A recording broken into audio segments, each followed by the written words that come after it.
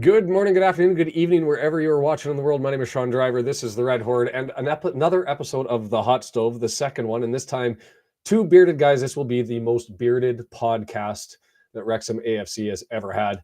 At least there's no annoying hold music. Hey, we live and we learn as we go through these tech issues. So Rousey and Adrian at Two Beards Media.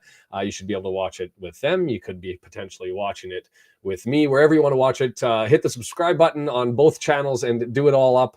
I'm going to not waste any time and just bring them straight in. And we're going to talk all things Gillingham and Wrexham and how we got involved and just get into it. So click. Adrian Rousey early in the morning for you. Yo, How's things going? And glad to have you here. G'day. Yeah, good to What's be here, going on?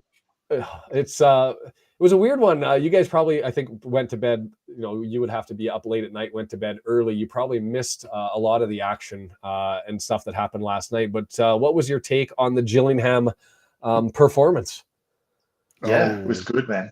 It was good. I mean, we stayed up. I mean, Rousey is based in Perth. I'm based in Adelaide. So game finished at, not an unreasonable hour, but still worth it in the end. And I think, when we play the commanding game that we did, it's worth it. You know what I mean? Like, Rousey talks about it a lot, sucks when you stay up and you're like, fuck, like we're not gonna get the result. But that was the first time I wasn't really stressed. So it was actually a really enjoyable evening.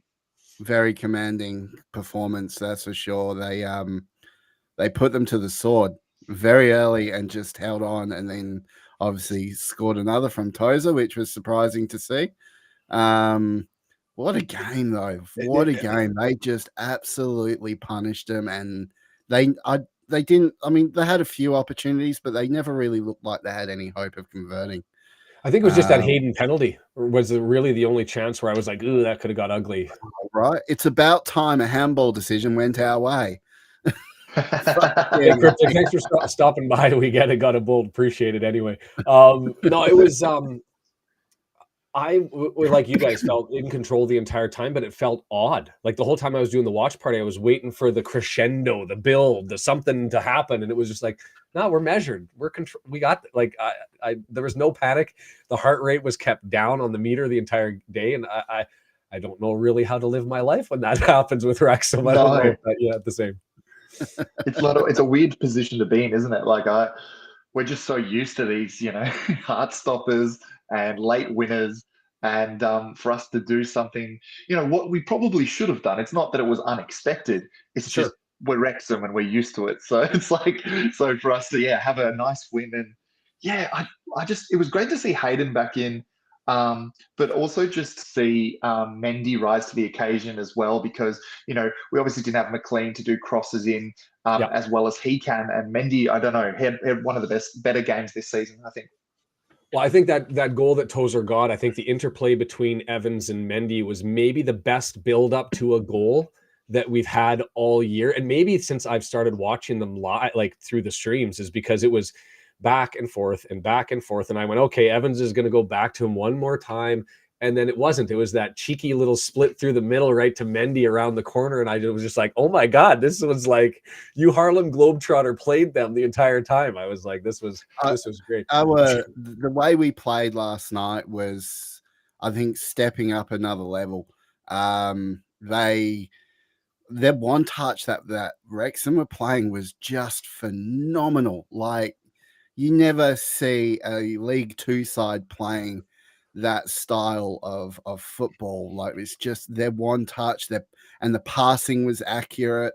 Like, you just really couldn't fault that game. It was just fucking nuts, mental, and the ref was good for once. So I don't have to swear at the ref and call him a fucking knob jockey or something. You know what it was is he let them play early and so flop all over the place, right? Like if you know you're not going to get calls for flopping, you don't flop. But I got a question from John right off the stop that says, are we going to have an Aussie enthusiasm meter? And if we are, what's the over-unders on the drops? Yeah. Sorry. Like, I honestly, I was literally, as Rousey was swearing, I was like, what's the rules on here? How many? Is it something that's okay? What's the I'm go? good with it. There are no rules as far as I'm concerned. I Yeah. try to So watch Adrian, my P's mate, and Q's, I was Adrian, saying, you are just free because to of what I jump have to below do. the desk and suck my dick. There you Yeah, go. there it is. There he goes. There he goes. It is funny because You- the thing is, at least with my swearing, I like to think it's contextual. Whereas Rousey just tries to pull shit out of his ass, and he just like, oh, I'm gonna swear, but I'm not gonna have anything to do with what we're talking about. So he just goes off the fucking chain. So Yeah, anyway, you guys be you, and it's probably a good segue. If, be you, do you. As far as you guys falling in love with Wrexham, deciding to end up doing Two Beards Media, how did that all come about? And let's set that up as the context, and then we'll try to get back into the Wrexham season after that. Adrian tells this story the best, so Okay, go for it. oh look, he. I make the joke that he slid into my DMs, and I'd no look, I'd started I when sent the him nudes. takeover happened. Yeah, he did. He sent me nudes and feet pics and all this other jazz. But that was the selling point. But what really got me into it was, we were able to. I got to see what happened when the takeover happened, and I was like, oh, that's cool. Like that, Ryan and Robert taking over a team. Didn't really get to hear much about it in Aussie media until the doco came out. Mm-hmm. And then that's when it truly kind of opened the eyes and to our hearts really. And I obviously started Oz Wrexham like Twitter account, because I thought I would be the only Aussie, but lo and behold, definitely not. And there'd been people doing it for 30, 40 years before me. So it was pretty good to do. And then all of a sudden, Rousey jumps in, and about a year later, sends me a DM saying, "Hey mate, want to do a podcast?" And I was pretty apprehensive. Would you reckon? I don't know. It was a little bit of discussion about what the plan was and how the podcast would be, but well, yeah, it was all right. Starkey drops in. Hey. Love that, man. Now the swear meter can go off the charts, right? But look, I did think you guys the best know each part, other before? Sorry, Hey, one of the fuckheads is here. Yes. Good pick.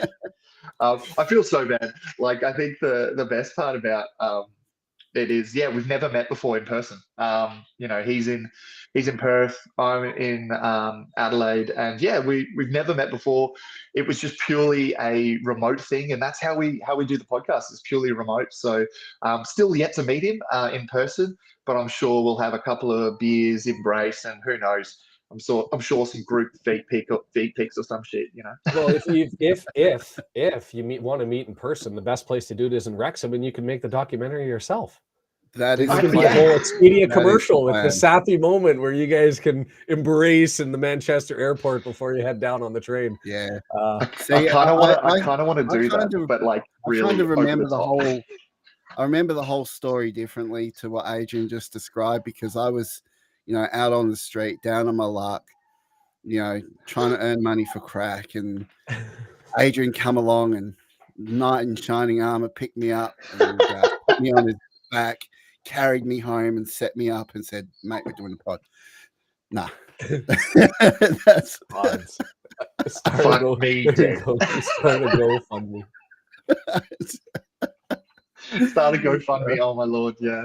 I mean, when we do meet, we've already decided that it's just going to be, we've already broken the barrier in the sense that, we can pretty much say anything to each other. We're almost, well, I'd like to think we're brothers. So, Yeah. I don't think there's anything really different that would happen if we did meet. just a lot of drinking and a lot of hilarity, and probably me trying to con Adrian into doing some funny shit that entertains me, but no one else. So did you guys then start the process of watching or trying to watch Wrexham before the streaming, and like as part of, I guess, 2 seasons ago? Was it the right after Rob and Ryan took over, or was there a build up? Because for me, I picked up halfway through the documentary, so the first season had wrapped up. Right, I was a last season joiner, I guess. So you're an older vintage than me as far as plastic new fans go. Yeah. I mean, well, I know myself, I was the same, but I kind of joined in after the Coventry game, paid attention to Wrexham before that. They were a very interesting team and got into it through the doco. And then obviously the Coventry game just completely switched me. So, and then I think it was about 5 months after that game, me and Adrian decided to start the pod. Yeah. That's Like good I stuff. think I for love it. me, for me, it was just I'd started a little earlier only because as soon as the doco came out, a mate of mine, Nathan, and he always makes a mention of it to me. He goes, I got you started on this, right? Because the minute the first episode came out, he's like, bro, the team, Wrexham, the team that Rob Ryan, took over, they're on, Disney now. Like, we got to watch it. And yeah, I did, and obviously fell in love through that. And then this was pre-National League TV as well. So, like, there was that weird in-between times where you would just listen to Mark, Yeah. and the game. And then I think my first visual, if that makes sense, first visual watch party, I guess, was the York City game where we were up 1-0, I think, most of the game, and then they drew in like the 89th minute. Yeah. And it ruined my entire weekend. And I always say that was the moment I knew I was a Wrexham fan because it affected my life. Yeah. It's like the drug has begun. No, it was frustrating because trying to get onto the streaming, all that sort of stuff, and the battle that was going on. I actually, I don't know if you guys know this. It's confidential. I promised my confidentiality I wouldn't talk about it, but I actually got into a long, like hour-long conversation with the commissioner of the National League prior to the streams that came out about international fans and why it could be important. I wrote a really long, like I do as a lawyer, wrote an obnoxious letter with some platitudes and some grievances, and I ended up getting a message back, and we had a really great conversation. So I don't think I influenced it enough. It would have happened anyway. You did it. You did it. Yeah, I'll take that. No, I don't think I have that Shaun, sort of pull. Bro, But, that's amazing. How did you? So what? Now I'm interviewing you now, but like, how did you get into doing that? Like, what made you do it? Were you just like, fuck this? I can't not watch. Like, what was your go? I'm cursed with the sin that things that don't make sense to me, I need to end up challenging the shit that doesn't make sense to me. And not having streaming is something that didn't make any sense to me. And it was Rob and Ryan, or Rob's tweets came out and was talking about streaming. And I was like, why don't we have streaming? Like, there are hundreds of thousands, if not millions of people who could potentially be lining up for this. And you're chasing this away, and it didn't make any sense to me. So I went, okay, let's dumb this down and try to put my black hat on. If I'm the National League or I'm against streaming, what's my issue? And started to find some evidence and some things that I didn't want to just be a rant. I wanted it to be like substance. So I sent a letter off and got a phone call back, and I thought it was a prank. Like, how you get the email and it's like, National League Commissioner, we would like to talk to you. And I was like, yeah, get stuff. This isn't happening. And then I was like, why would they email me? So we had to chat. I've never quite understood like what their issue is with streaming and vlogging from the ground or anything like that, because like you want to take advantage of that type of audience. I mean, and it's a wholesome, good stream. I mean, the normal live streams I'm used to watching normally involve some girl doing something funny with a bottle, a credit card. Yeah, Jesus exactly. Or a ping pong ball or something like that. And if you can live stream that, you should be able to live stream a football game. I mean, you know what? Underlying to his crassness, he does have a point. There are worse things on the internet that are getting streamed. Like people doing the wrong thing, and like I know we're on it. It's a different topic in itself, but even just the EFL's restriction on vloggers it's a heresy. It's not. Football is for the fans. It's literally nothing without them. So, and if you're going to have a blackout, especially blackout games, that 3 p.m. blackout, if you're going to have a rule like that, then why not let the people vlog? Because they're not doing it live. They're doing it usually afterwards with a bunch of editing. Do you know what I mean? So they're showing the benefit of being a fan and going to the stadium. That's like they're selling your product for you. I did my video on the vlogging thing. I may end up doing something bigger on Article 48, the 3 p.m. ban, which is part of English lore, and I don't know if it'll ever change, but I certainly have some issues with that sort of thing. To answer John H's question, AFL is probably more popular, but the Matildas are giving them a run for their money at this stage. And to When answer we talk Starkey's rugby, message, when we talk rugby, I think it's rugby league more than union, correct? yeah, Yeah. yeah, it's weird. Like, so it depends where you're from. So, like, Australia is very regionalized when it comes to popular sports.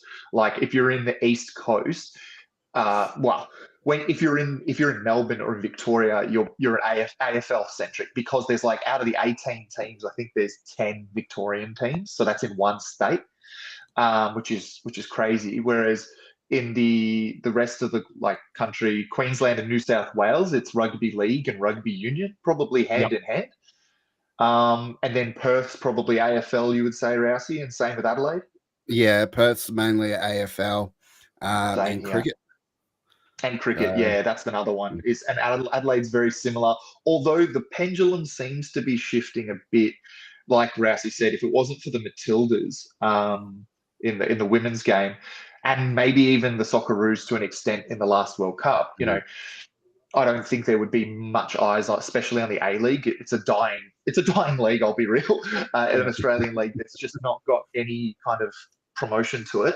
But in saying that, because of the national sides, it does seem to be putting a bit more of an eye on it. So I would say that football, or soccer as it's called in around the country, it probably won't get to its being the most popular sport. I don't know, Rousey, would you agree? It's got a long way to go. Yeah.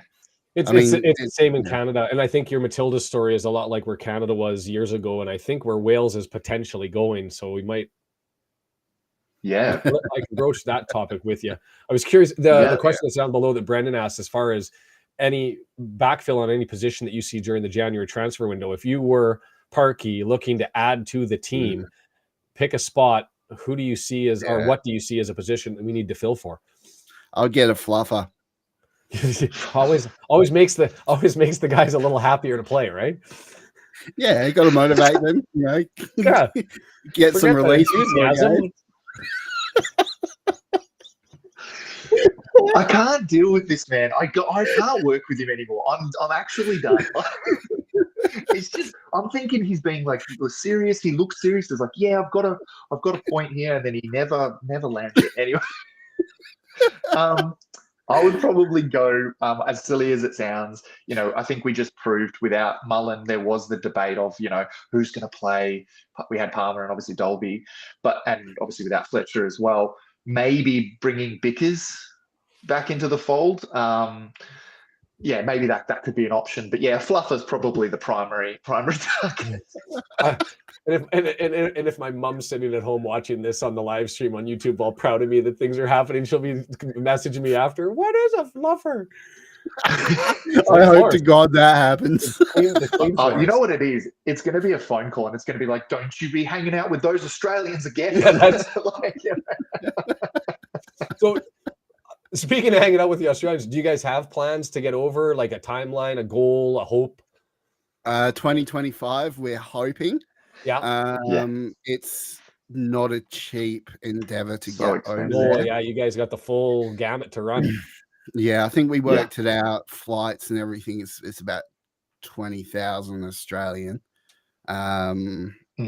And then if you want to do like a comms and you want to do a proper trip, which is what we want to do. Like we don't want to go for a couple of days. We want to go for a couple of weeks. And yeah, that does seem to be the underlying factor is monetary expenses. But in the same sense, I think what's good about this community, and you can probably attest to this, Shaun, is that, you know, being remote doesn't really matter anymore. I feel like, yes, of course, I would die to go to the racecourse. It's like my dream, but I don't feel left out. I don't feel like I'm being put to the side. I feel like I'm really a part of something. And do you feel the same, Shaun?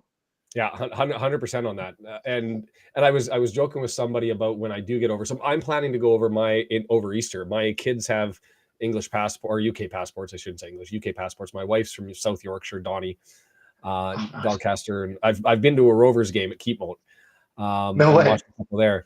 So I want to get over for Easter, and I was like, this is gonna be great for the kids, and the grandparents will do it, but it's really all me. But I was joking that I'm almost nervous because of the number of people who have offered to buy me a beer. I'm gonna need at least 3 weeks to consume it all without putting myself into a coma. because it's just it is what it is. But Yeah, give it us was 20 brought up minutes. here. The Welsh people can drink, dude. The Welsh people can Yeah. fucking drink. Oh, I dare say they'd probably. I mean, Aussies are renowned for drinking, but Welsh they know how to put it down too. So, So there's the plug. If you yeah. depending on who you're watching, some people are watching on my channel, some are watching on Oh, Two sure. Dudes Media. Go to the other one, hit the subscribe button, and everybody gets there together. I'm not looking to get rich off this thing, that's for sure. But I've been telling people I'm looking forward to. I've started a tirade with the fluffer comments. It's all it is. I wanted to talk about the FA Cup and the EFL trophy and kind of get your guys' take, because there's a split between the community. I guess there's three different options, right? There's some that say FA Cup, go for it all the way, but not the trophy. There's some that say trophy, cups, do everything you can to get there, and some that say screw all of that jazz because we don't really have a chance to win them. I mean, the trophy is not worth winning, so just focus on the league. Have you guys over your 2.5 seasons developed your take on like how do you feel when walking into those games? I love a good fuck all cup, mate. Yeah. Oh yeah, you got to have it. It's Sweet fuck all. it's no, cup runs are really great for clubs, and they're great to watch. They give you opportunities to face people in other leagues, higher up competition. So I'm all for the cup. I think it's fantastic. The trophy is obviously that has its reasons, but it's not as It's not what big. it was. It's not what it was. No. Yeah.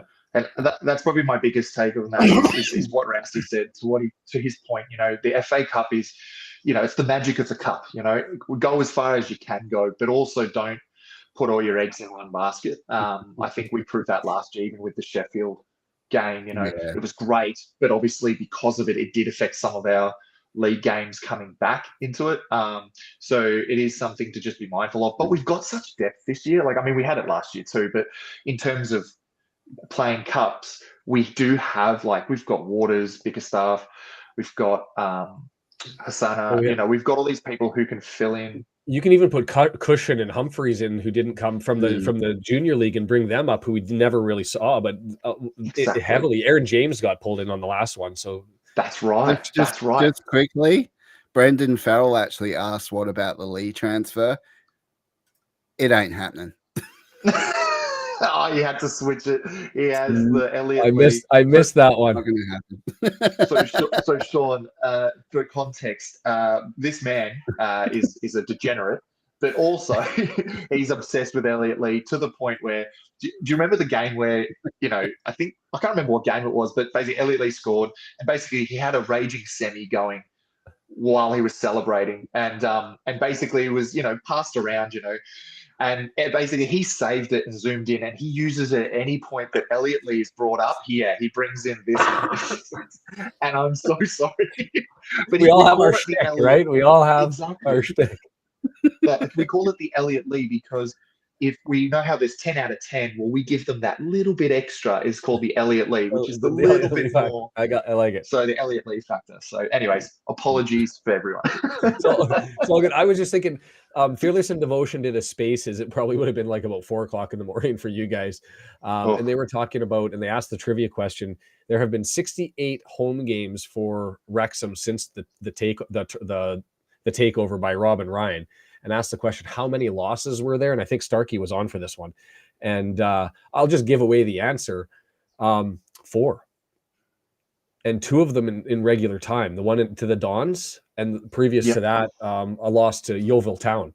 And so with Yeovil being the FA Cup second round team coming forward, are you concerned about it this time? Or are we going to end up, jinxing it and saying we're not concerned at all right now?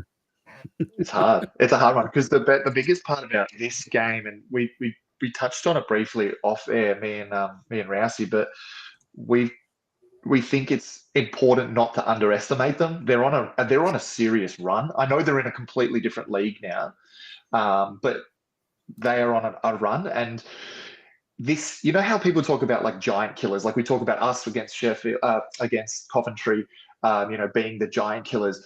That's what Yeovil wants to be to us. We're giants compared to them now. Yep. Do you know what I mean? Like, we are giants. So these people are going to throw the kitchen sink at us. And I think it'd be silly for us to take it for granted and, rest players, things like that. I think we should just add it as an extra league game, essentially, in the mindset, and just play our game and do exactly what we did against Gillingham. Yeah, that's what I'm hoping. Rousey, did similar take?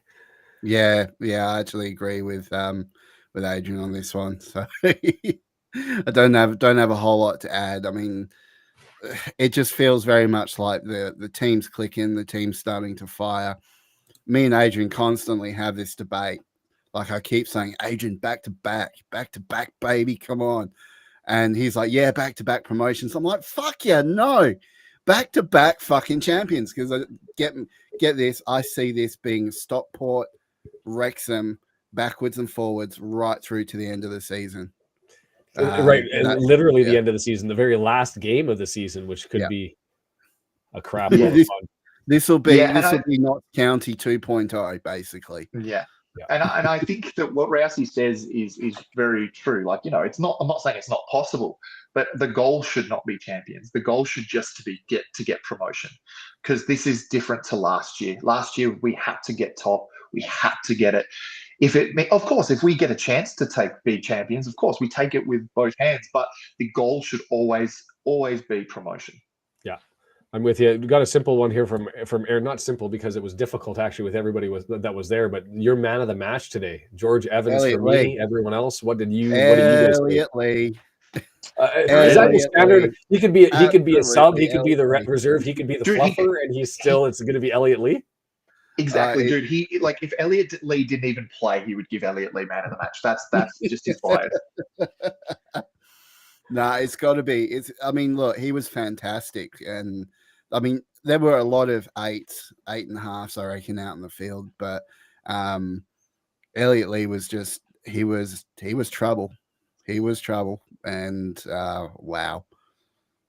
Yeah. What can I say? What can I say? Dude. Man of the match. My man of the match is Elliot Lee. Nah, man. Like I love your passion around him, but yeah, it had to be Evans for me. He's literally he's the most underrated player in League Two. He's definitely he's not just underrated. He's just a champion, and he does what he can.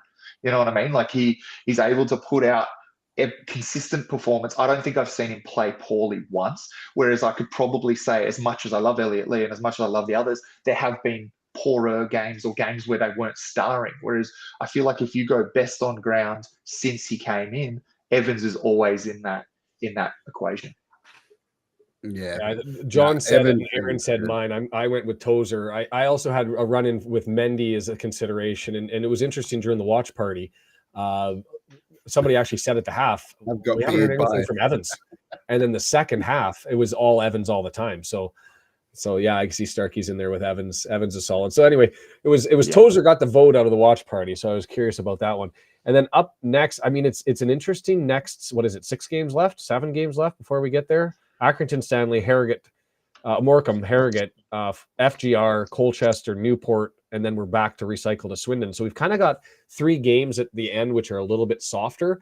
But that game against Accrington, Stanley away, I don't know. Like the run keeps going, and I'm almost pessimistic. I don't know if you guys start to look like this, where you're like, there's going to be that moment where we end up being not Swindon Town, Stockport County again we just have a crap appearance.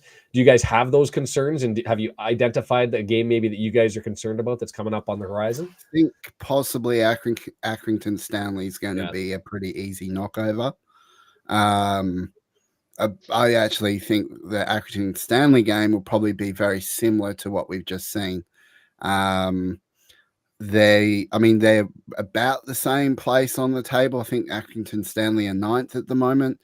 I don't see them. I mean, they've had very patchy form at home. I think they've lost more at home than they have away. So I think Accrington Stanley aren't really going to bother us too much. So I'm going to be predicting my win for that. That's for sure. All right. Yeah. Get the fluffers out there. Seventh, and an average attendance of 2,437 for the year. That's Accrington Stanley. Wow. Well, someone's OnlyFans ain't doing so good, is it? I hear you. Nah, it's a big one because that is. Oh, look, I'm with you. I think Rousey and I we always make the joke that like we have, he's like the positive outlook, and I might sometimes be the pessimistic outlook.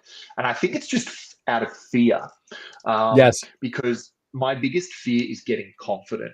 And I think that's where it bites us on the ass, especially Stockport. I remember, especially me and Rousey, when we did our podcast that week, we were confident we would stop Stockport.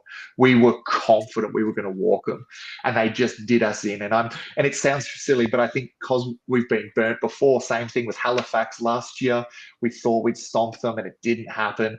I just don't like to take any team for granted at the moment because we're in such a good position. That's the only reason. It's not because I don't believe we can do it. I reckon we can win every game, but I'm just so fearful of being that guy who says we've won it and then we don't. Yeah. Yeah. I mean, snowboard SNJ asked a really good, actually, question we've never been asked. What are two Aussies and a Canuck walk into a bar? What do they order to drink? I can tell you now, me personally, I like Peroni for my beer and Jameson for whiskey. I will. Right, you, Shaun?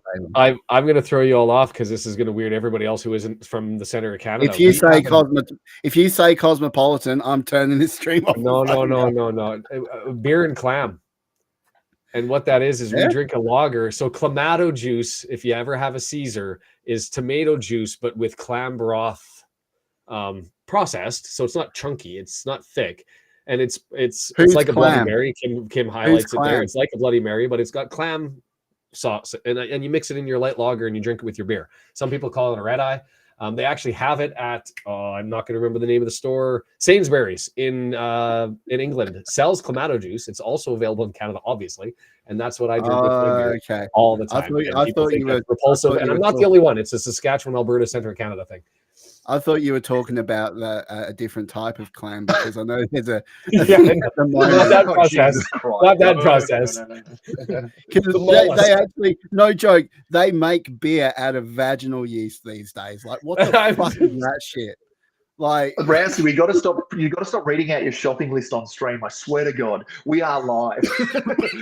So I'm gonna end up, when I go over, I'm probably gonna buy a bunch of Clamato Juice at Sainsbury's and walk it over to the turf and be like, let's fire up around and see who ends up enjoying it. But it throws people, either people love it or they hate it. There's no in between. Yeah, fair. I think the biggest thing for me is that when you said that, I was like, is he fucking with us? Like, is he just trying to be like, these Aussies, they have no idea? Like, but then you're like, dead serious. Okay, that's a Google Clamato, and it will pop up with a nice red bottle. Red eye, Starkey knows. Okay, all right, I'm gonna. You know what? You've inspired me. I reckon maybe next week I'll try and get it on the shopping list and see if me and Rousey can have one and send it to you. Carrie's from Canada, and she just said it's the foulest thing you'll ever taste. I don't agree with her, but like I said, it is polarizing. It's a love or a hate. See, Bloody Caesar is the nectar of the gods, so it's not the Clamato. She just doesn't like with the beer. So, anyways, it is. No, look, I mean, I'm a real basic bitch when it comes to alcohol. I just love a beer. Like you give me a pint of any lager. I'm all about it. I'm really about Bogue's Lager, which is a Tasmanian beer. Shout out to Cryptic, although I think he might be on the other side of town. Forgive me. But yeah, Bogue's is probably my go-to beer. And yeah, I'm a Jameson man as well, Rousey. So maybe that's what we can down a bottle of when we're on the flights eventually. A bottle. What will we do with that? Sorry. Multiple bottles. We'll have one each. Yeah. Are we talking? Yeah, I guess it always depends on the size of the bottle. Well, my other favorite thing is stuff called Interstellar. He's already regretting it. Never. It's not a drink. It's weed. It's medicinal weed. Never, ever, ever will I regret stuff like this. This is actually probably more what my personality's like. I just end up having to hide under a veil of politeness and Canadianisms. So the Aussies may end up pulling a little bit out of it. So Cryptic Construct was questioning where we got 20K from. That's to get both of us from either side of Australia all the way to Wrexham, car And a rental, comms. beer and games and all Yeah. sorts. So we figured it Like out to be around 10,000 that of that is holiday. just alcohol, I think. Like, Yeah. yeah, just a So, load. but you but guys are 10K. halfway. Do you guys go the like over Thailand and then over the Middle East and into Europe and over, or do you come the other way and end up in like LA and then pick up from there and head that way? We go Yeah, I don't north know. through Asia, Dubai, and then Yeah, you go that way. Dubai Okay. over. And there is a non-stop flight that goes direct from Perth to the UK. Okay. But generally it's through the UAE and then up to England on most of our flights these days. But So I'll you be could couch honest. I'll surf be honest. Just quickly, if we get to the UAE, even just as a stopover, I really fear for what Rousey being incarcerated the minute he steps off the plane, because like if you're going to any country that has like restriction on liquor laws and things like that, I'm kind of worried that Rousey might get us into shit.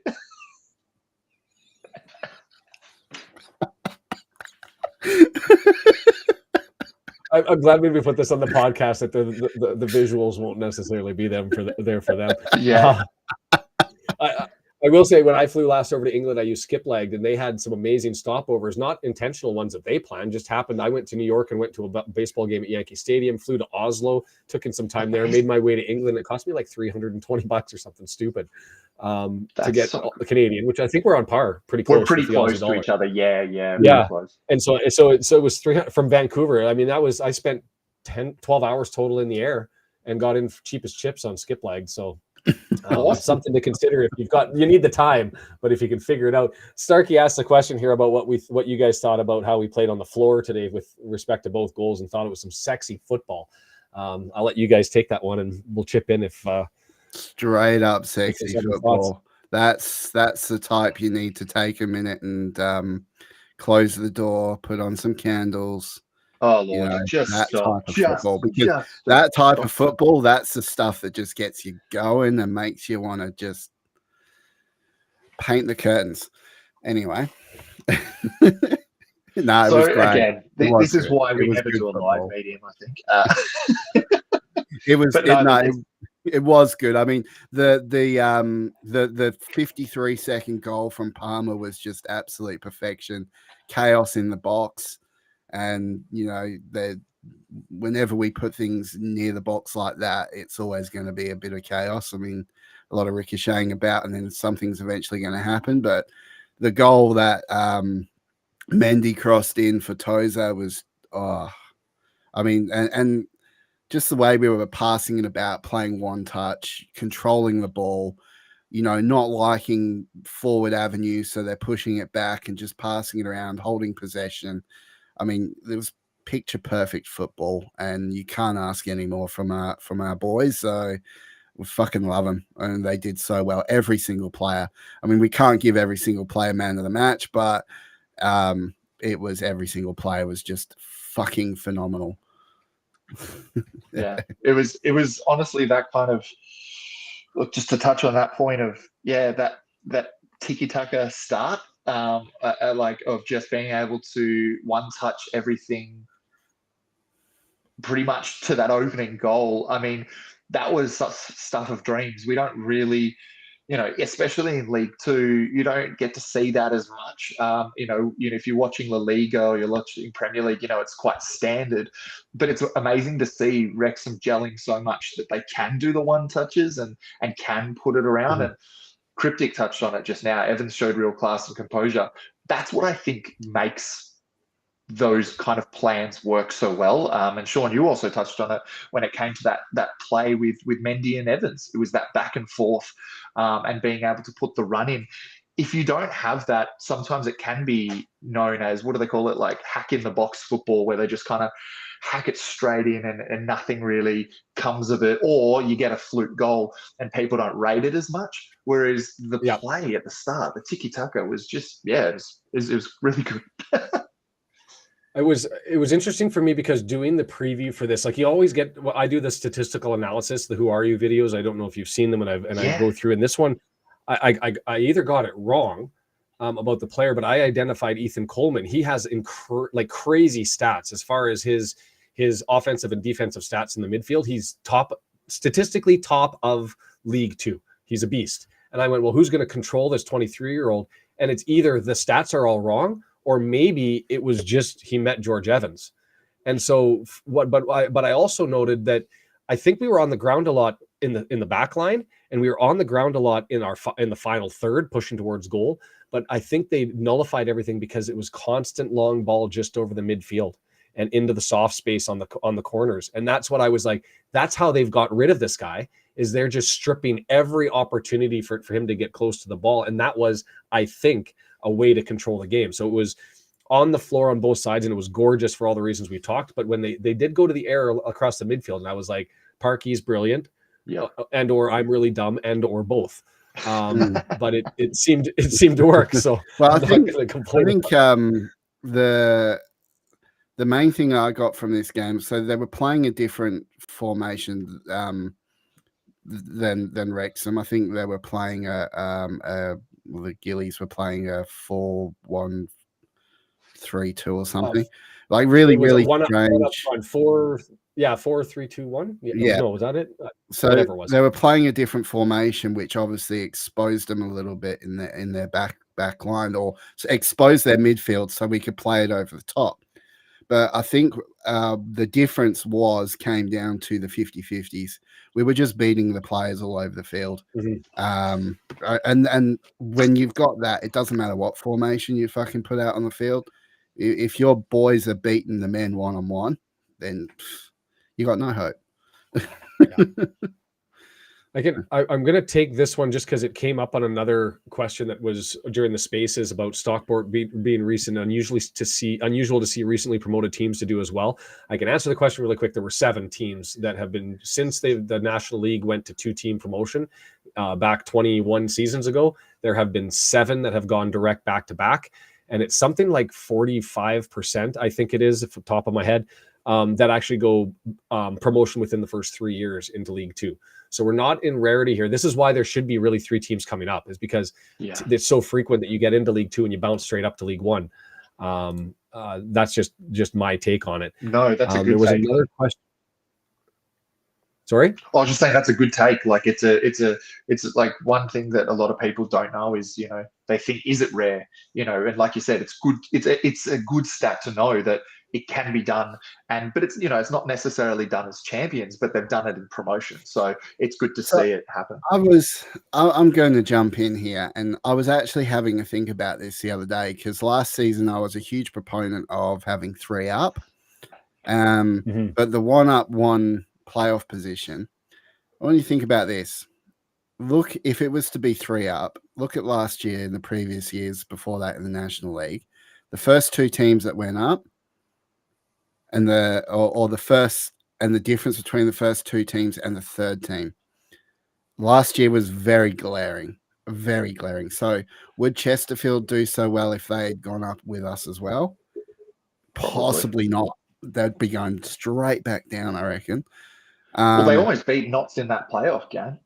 So, I know they did, but it was either edge of the coin, either side of the coin. Yeah. You but when there's like 30 points almost between the two, it's like you got to ask the question, like, what are the standard coming up into the Football League?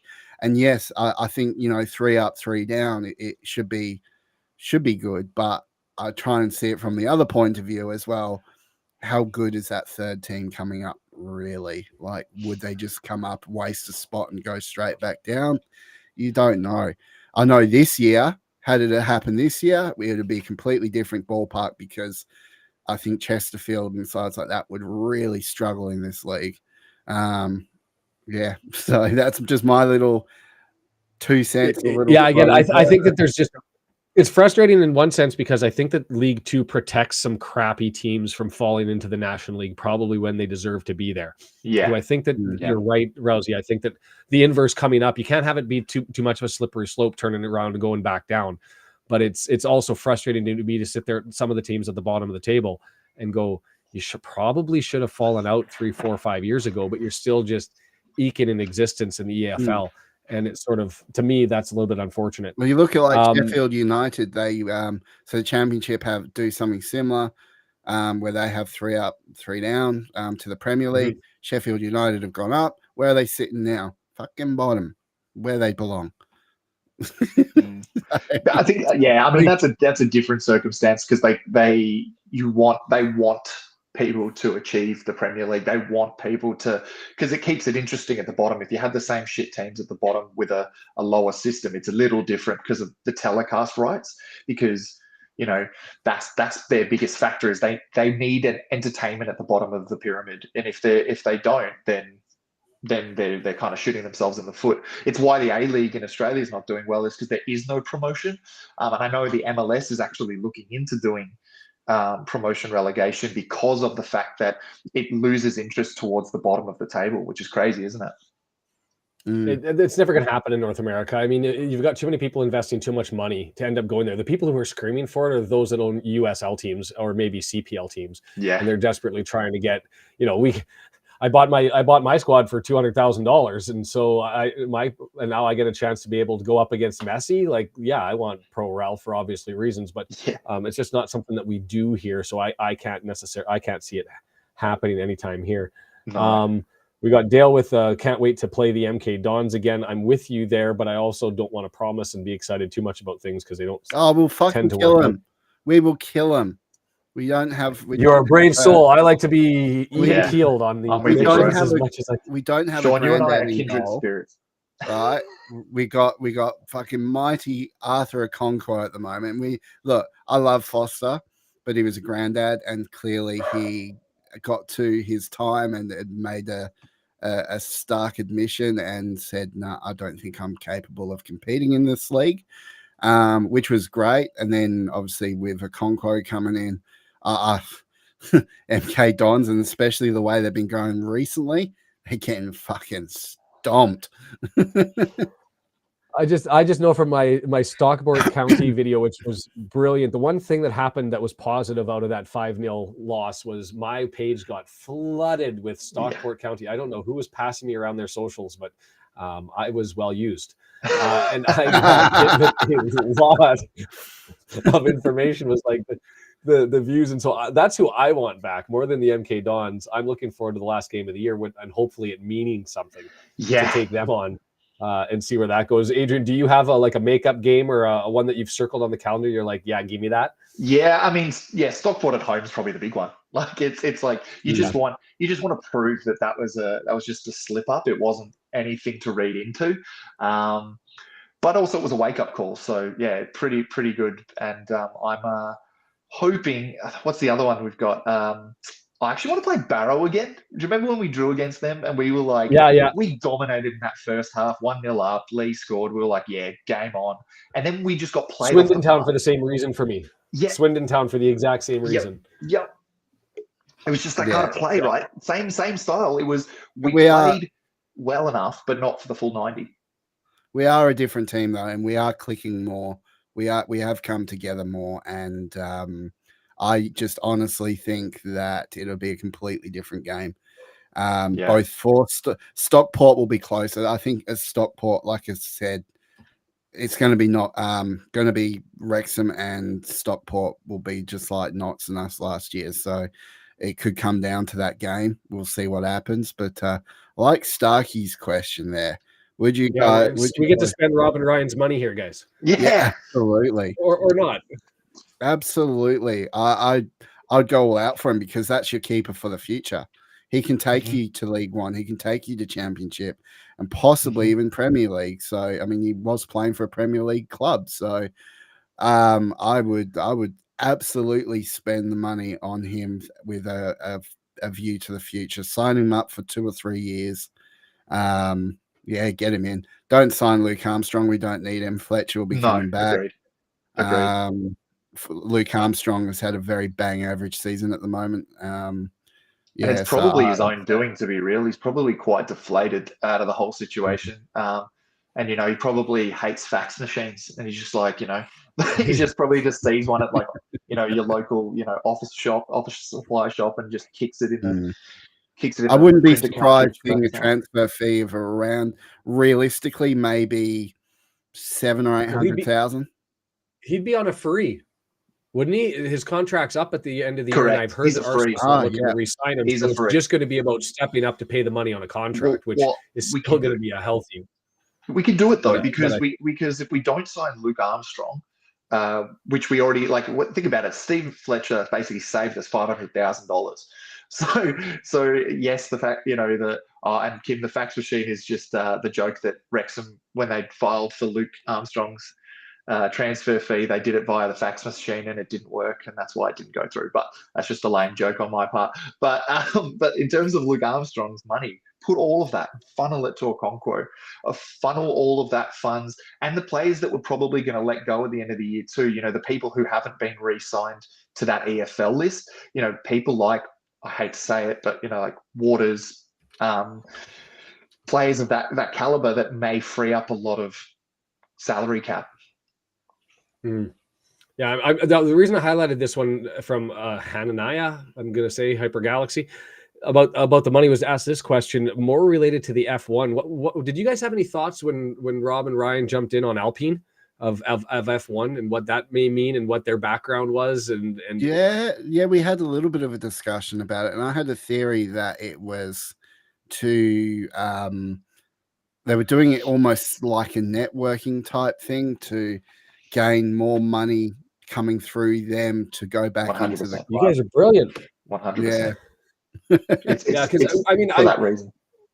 Yeah, I mean, I think that they see 10, 15 years down the road as to where they're potentially going to go with this, not just with their investment, with the ability to climb up the ladder, but if we end up reaching the Premier League, you've got to have some money, you got to have some backers, you got to have some people behind you. And so why else would you get involved in F1? So to me, and that's what insane politics and mad corruption, sure. Yeah. But there's networking there and the potential to bring in some people. And I think they showed a level of brilliance that I was like, as soon as I heard it, I was like, God, they are so much smarter. This is why I'm just a stupid lawyer. And they are out doing all sorts of fun things with their money. F1, I mean, I kind of agree. Like I've sort of backed off watching F1 a little bit now. I mean, you need to bring back the days of Ayrton Senna really for it to go back to its purest form. But now, yeah, it's all about the money. It's all about, how much money you can put into a car and into a team, and whose dick you're sucking, all that sort of shit. You gotta be prepared to bend over the desk and take one without lube. You got to do whatever it takes with F1, and it's lost its feel, it's lost its magic. But my point, like you are raising a very good point, which is that yes, it's changed. It is not what it was, and that is what I think I like about it, because the difference between, I think, remember when it happened, you saw a lot of chatter from other clubs saying, oh, look, Rob and Ryan are getting bored. They're getting bored of Wrexham. They're going to Alpine. People like Rousey, myself, and obviously yourself too, Shaun, we all knew what it was for. It is to basically say, hi, I'm Rob, I'm Ryan, I own Wrexham. Did you just see us go up another league? We're almost in the Premier League. Do you want to get in on the ground floor? And I don't know if you guys have looked at the list of people in the consortium that owns Alpine. I have not. It is so many fucking huge billionaire players, and they're not. And look, you know how people always go oil money, Arabic oil money, things like that. That's where football goes goes to die. That's not really part of. Yes, it's part of F1, but it's not part of that specific consortium. They all have their hands in like technology and like really big firms. So I'm pretty excited to see. Yeah. This is the day that Shaun. Yeah. No, not happening. We're fine. I'm so sorry. One topic that we didn't get to address, and obviously they're playing their cup game tomorrow, and I'm going to pronounce it in Wales and get it wrong. I was told to pretend I have spit in my mouth when I say Letlano. I'm not going to get it right, so I shouldn't even bother. But they've got their cup match tomorrow.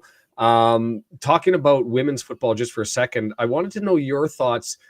With you guys had the World Cup down there with the women, obviously in front of massive stadium fans, soccer blowing up and getting exposure. Canada had it might have been 8 years ago now when we had it. Yeah.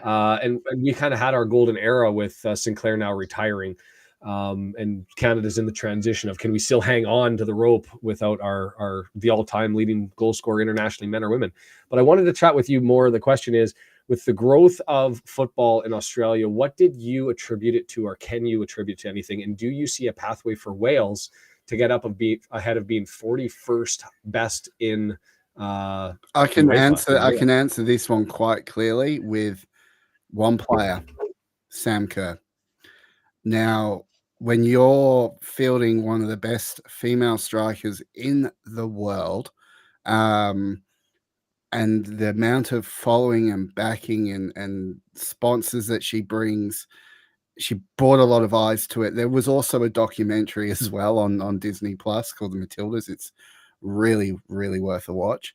But she is simply just, she's a dream to watch.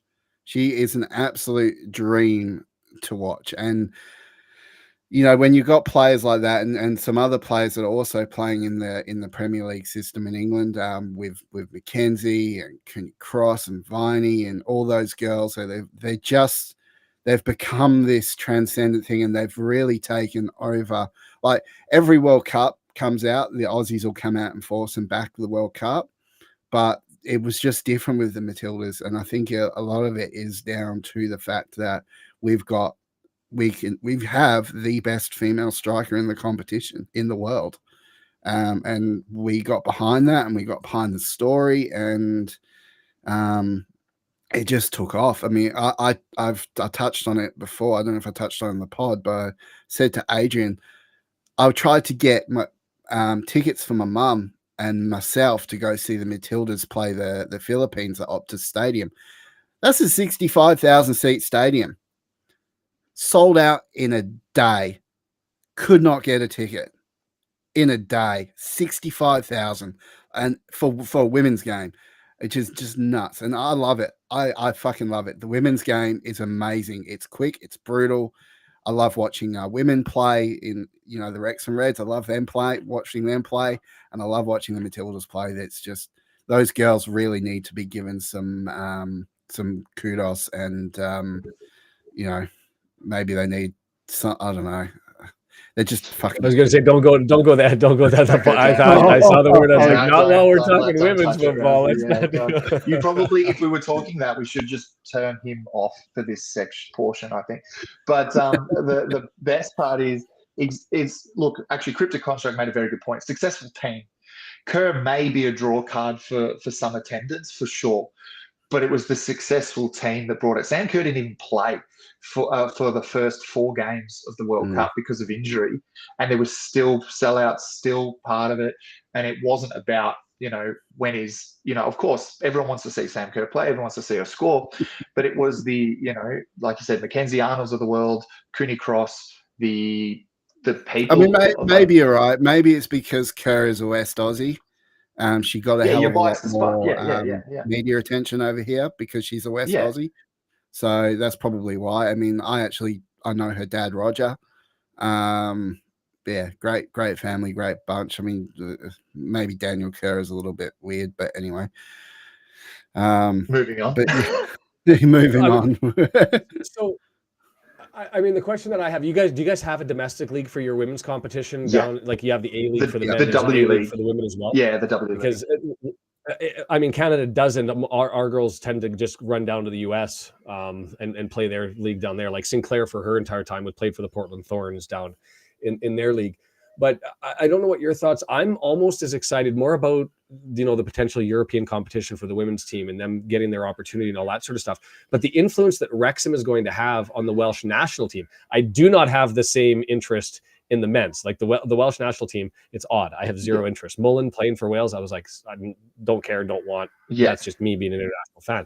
But the women's team, it matters to me, and I don't know why, but I was curious if you guys had a take on the women's game and where they're at and how you think that may influence the national team at all. Yeah, I think you're right. Like, it's a big one because it's not, the takeover didn't just affect one side. It affects the entire organization. And that's what you've really touched on, is if they can get to Europe, they'll be I know that Wrexham men's team back in the day have played in like some form of European competition, but this would be the first modern day Wrexham team to do that. And I'm quite excited for that, exactly the same way you are, which is then you're going to have spotlights on Lily Jones. You're going to have spotlights on, obviously you can always talk about Rosie Hughes, but it is those kinds of people that will get the spotlight on them, and all of a sudden they'll be playing for the Welsh national team. And like you said, I have no interest in the Wales men's team. I'm all about the Socceroos. I don't really care about,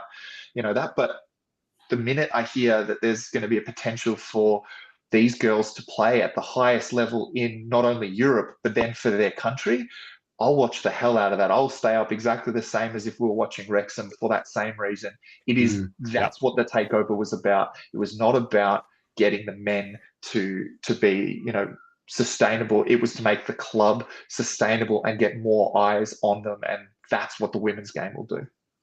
Yeah, for sure. I've noticed the hour mark ticked over, and I wasn't even paying attention to the damn thing. And like we said, I'm going to try my best to control this under an hour. I don't know. Do you guys have anything on your page that you guys wanted to push? Talk about the projects that you're working on that you think anyone listening to this might be interested in? Well, yeah. I mean, we started a review thing mainly on YouTube, so we do focus a bit more on YouTube these days. But we're doing reviews, and we've reviewed every episode of Welcome to Wrexham to start. But we're starting to see that the feedback in the people, they like watching what we do with those reviews. So we might be expanding that into things like the Beckham series on Netflix, or what was the other one? The Sunderland Till I Die, or might just get to in get and football review some of those.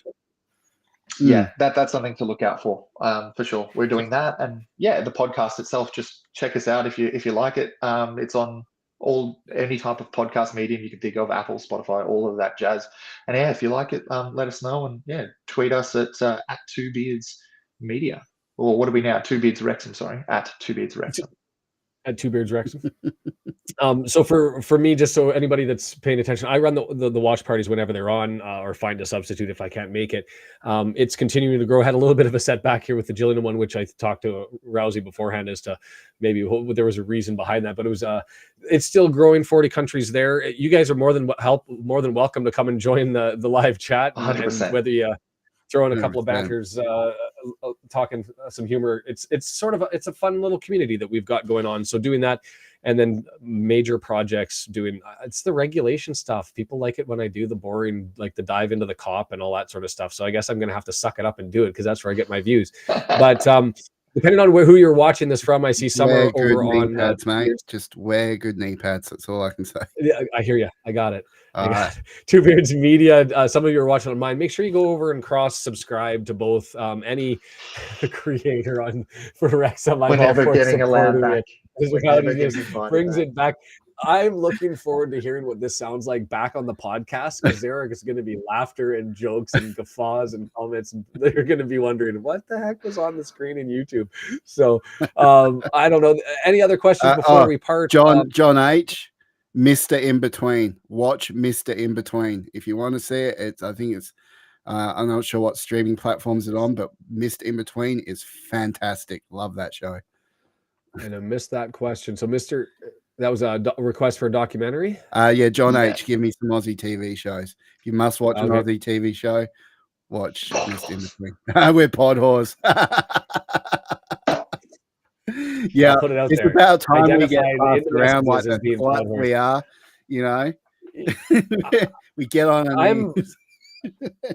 It's going to sound horrible, but I mean, this is just part of it, is you just end up sharing, and they come on me, I go on them.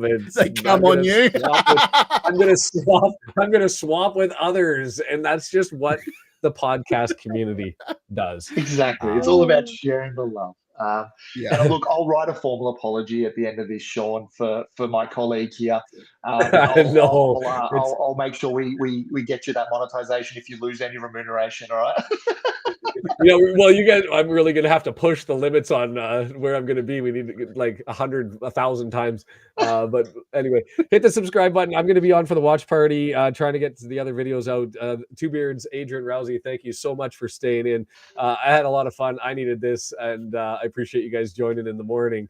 I'm almost afraid to let the comments roll and have any parting shot, so I think I'm just gonna end up saying that was awesome. I appreciate you guys so much. Thank you so much, Thanks, Shaun. Really Shaun. appreciate it. You having us on, man. Thank Okay. you. Take care, guys. Up the town. Yeah. And we're clear.